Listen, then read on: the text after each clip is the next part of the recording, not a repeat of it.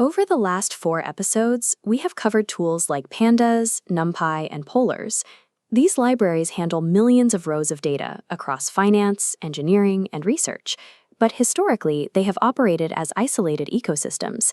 Even though you might use Pandas in Python alongside a production system written in Java or C++, these systems cannot natively communicate. Every single one of these tools has its own unique internal way of storing data in computer memory.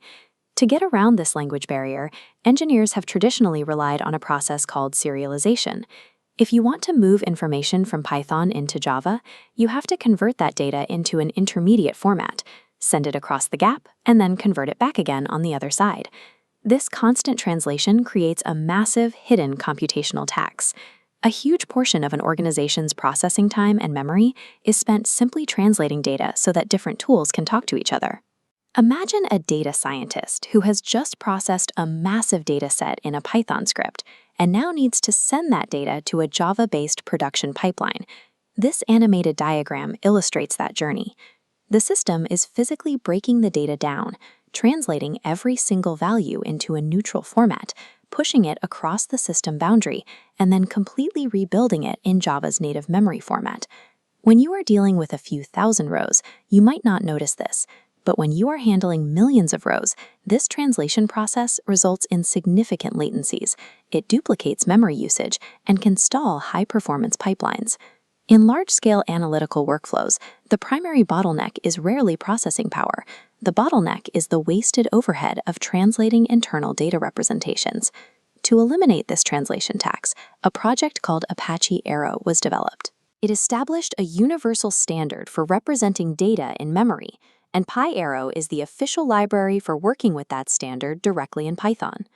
To understand why PyArrow works, we have to look at the geometry of memory. This diagram shows traditional row-based storage. All the values for a single record are packed horizontally, right next to each other. The computer reads text, then a number, then a date, mixing data types in a continuous left-to-right sequence. PyArrow uses Columnar storage. Watch how the data reorganizes here. Instead of packing records horizontally, data is rotated and packed vertically. Every value from a single column is stored together. All the text is grouped, all the numbers are grouped, and all the dates are grouped. For analytical work like calculating averages or filtering records, this geometry is highly efficient. The computer can scan straight down a tightly packed column of identical data types. It doesn't waste time or processing power skipping over unrelated attributes. By physically restructuring how data sits in memory, PyArrow allows libraries to filter and aggregate massive datasets with minimal overhead. Arrow defines how data is held temporarily in computer memory.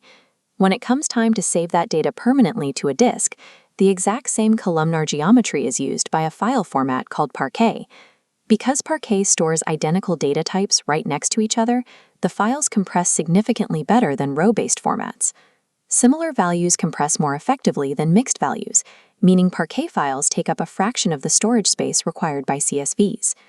This animated diagram shows how PyArrow interacts with those files on disk. If you have a dataset with hundreds of columns, but you only need to analyze 2 of them, PyArrow can extract exactly the 2 columns it needs. It pulls them directly into Python without forcing the computer to load the entire massive file into memory. Together, PyArrow and Parquet solve both the storage bloat and the retrieval bottlenecks that severely limit older, row-based formats like CSV. Let's put this into practice. Imagine a data engineering team collecting millions of raw data points throughout the day. They write that data directly into Parquet files using PyArrow, securing tight compression and clean columnar organization. Later, a data scientist on that same team needs to analyze sales trends. They target the specific columns they need, loading that subset of the Parquet data directly into a Pandas or Polars data frame.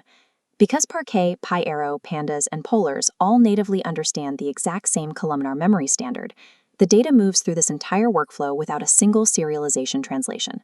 No unpacking, no translating, no rebuilding. The borders between these different tools effectively vanish.